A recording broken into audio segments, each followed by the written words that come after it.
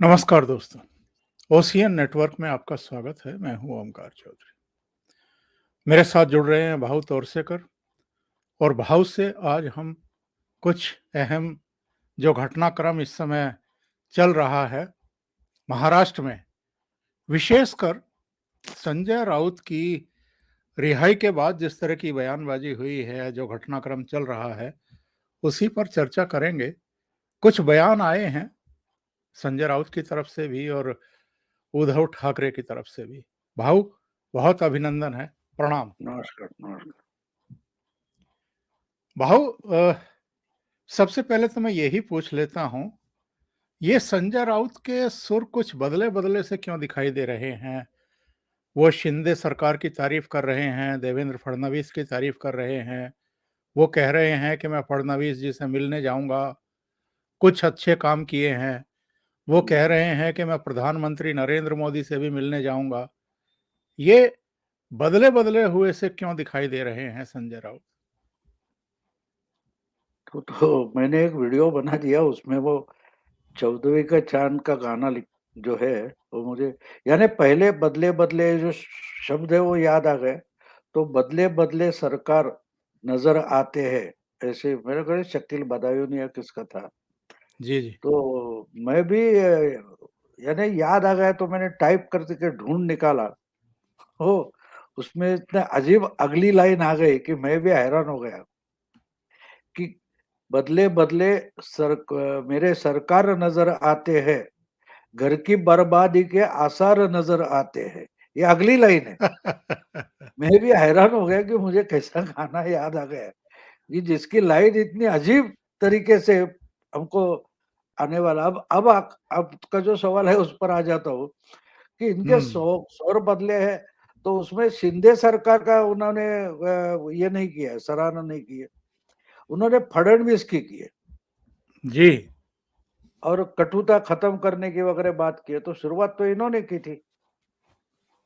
हाँ, तो फडणवीस ने की थी। हाँ, तो ये बात हमें समझना बिल्कुल जरूरी होता है कि मतलब कटुता इन्होंने शुरू की थी उद्धव ठाकरे कैंप ने, और दिवाली पर देवेंद्र फडणवीस ने कहा था कि ये कटुता खत्म होनी चाहिए। नहीं, कटुता संजय राउत ने शुरू की थी, जी हाँ, वो जी हाँ, उद्धव ठाकरे ने अप्रोप्रिएट कर ली। बिल्कुल। और इससे निकलना चाहिए, ये तो शिंदे बोल रहे थे। ये निकलने को राजी नहीं थे, इसलिए शिंदे अलग हो गए। ये बिल्कुल अजीब सही। बात समझना जरूरी है कि हमने बीजेपी के साथ चुनाव लड़ा, जीत गए, और कटुता हमने शुरू की ना, उद्धव ठाकरे ने, सही। संजय राउत ने शुरू की।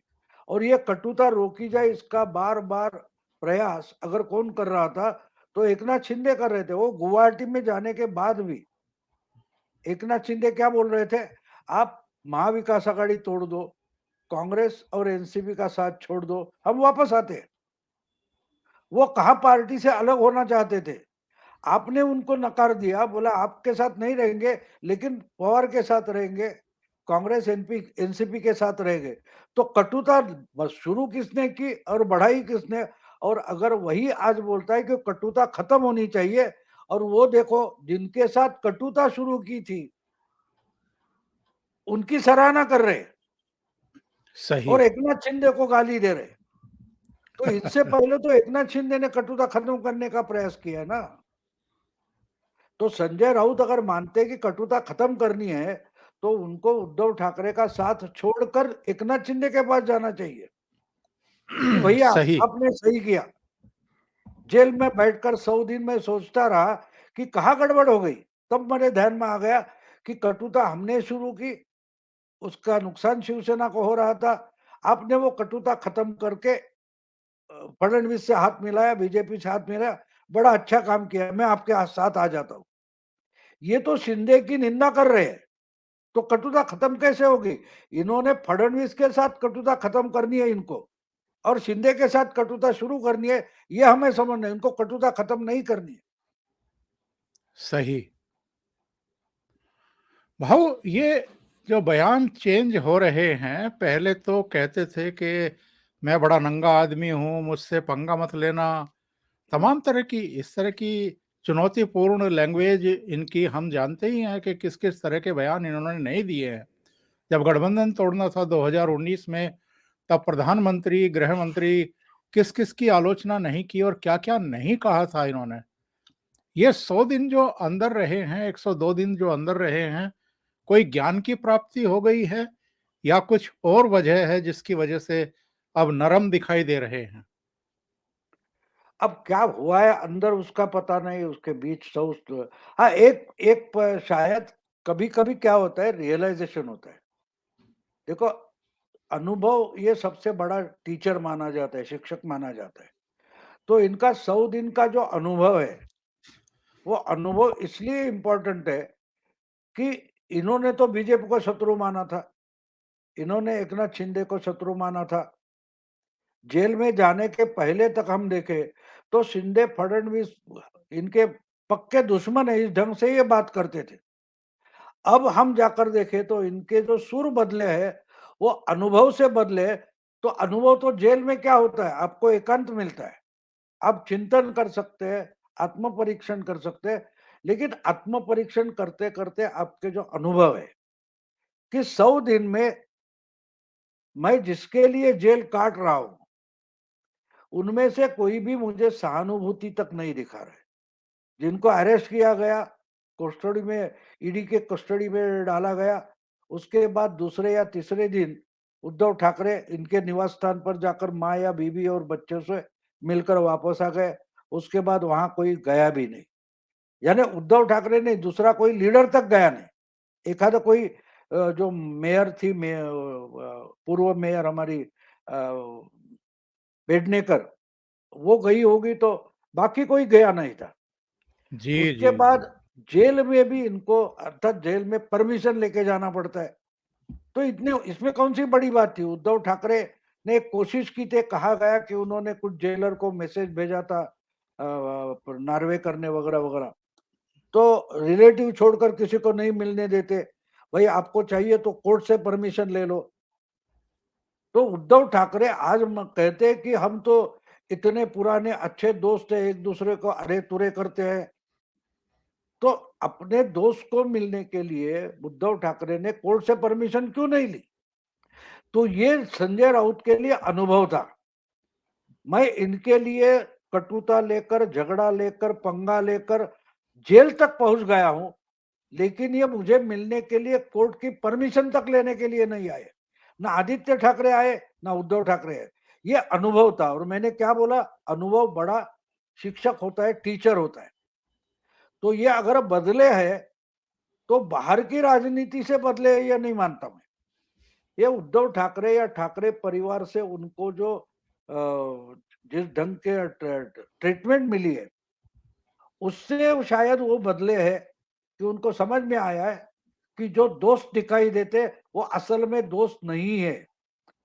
हमने जिनको दुश्मन माना वो इनसे अच्छे थे कि इन्होंने जेल में, उनका डिपार्टमेंट उनके हाथ में है, फिर भी फडणवीस ने जेल में कोई तकलीफ ना हो इसकी शायद चिंता की होगी, व्यवस्था की होगी।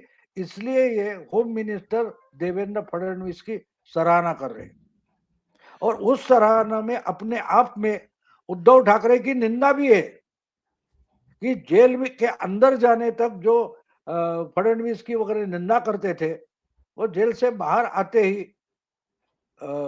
उनकी निंदा गुणगान कर रहे हैं देवेंद्र फडणवीस का।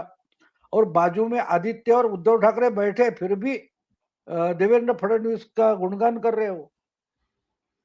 भाऊ, अभी एक दर्शक हैं स्नेहा, उन्होंने मैसेज किया है। उन्होंने लिखा है कि देवेंद्र फडणवीस अब गृह मंत्री हैं, इसलिए संजय राउत संभल कर बात कर रहे हैं। शायद देवेंद्र जी से पंगा नहीं लेना चाहते होंगे। मैं स्नेहा की बात में एक और बात जोड़ देता हूं। जो सुजीत पाटकर की पूर्व पत्नी है स्वप्ना पाटकर, पता नहीं उनका अभी विधिवत तलाक हुआ कि नहीं हुआ, लेकिन अलग रह रहे हैं ये तो पता है।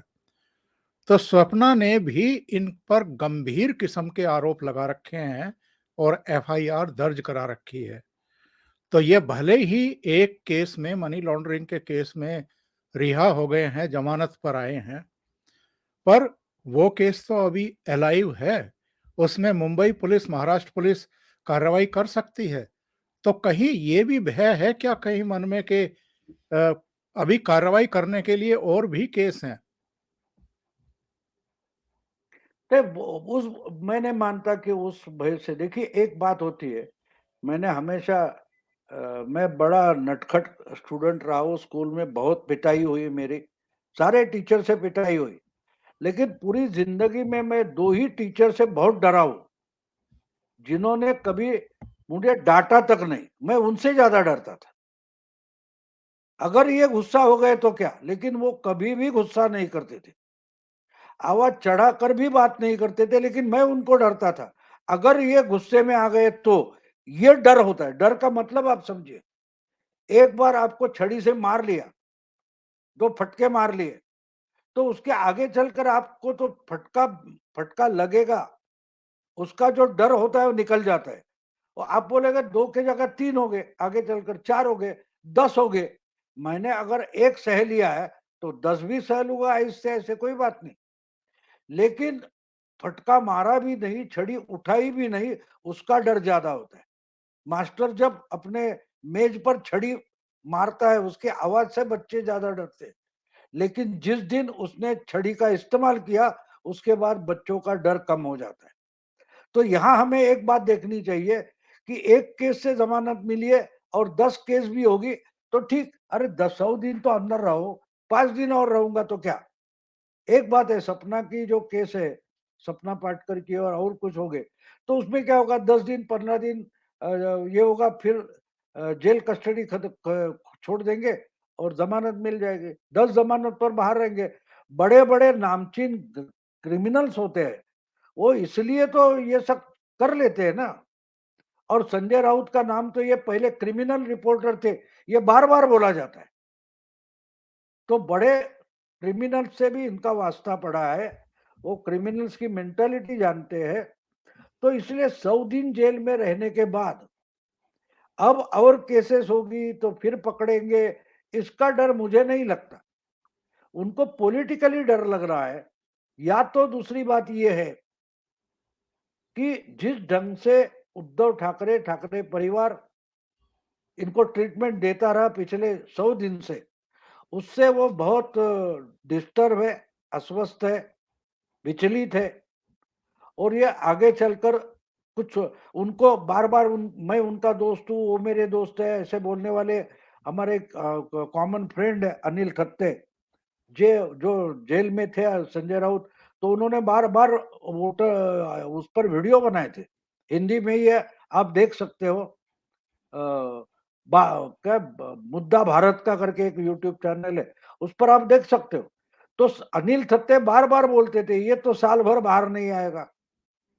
और दूसरी बात अनिल थत्ते ने ये बोली थी कि अंबादास दानवे जो विधान परिषद में अब अपोजिशन लीडर है, वो उनका अपोजिशन लीडर करके रिकॉग्निशन हो गया, चुनाव हो गया। उसके बाद उद्धव जी से मिलने गए थे, तो उद्धव ने उनको बोला था दूसरा संजय राउत मत बनना, संजय राउत का मामला शिवसेना के लिए खत्म हो चुका है। ये अनिल थत्ते ने ओपनली बोला है। आज भी आप जा सकते हो, आप वो वीडियो देख सकते हो, जिसको संजय राउत, जो संजय राउत मेरा दोस्त है, बोलता है।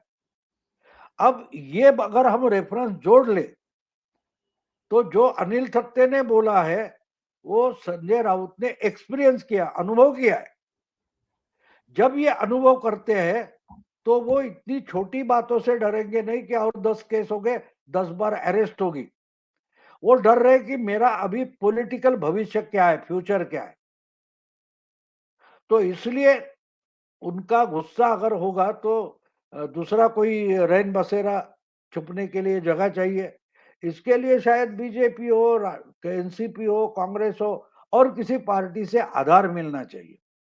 जो एकनाथ शिंदे बोले थे हमें महाशक्ति का सपोर्ट है, तो शायद संजय राउत महाशक्ति का सपोर्ट मिले इसलिए कोशिश करते होंगे। डरे हुए ऐसे नहीं, होम मिनिस्टर है देवेंद्र फडणवीस, इसलिए मुझे नहीं लगता वो उनके बारे में अच्छी बातें बोल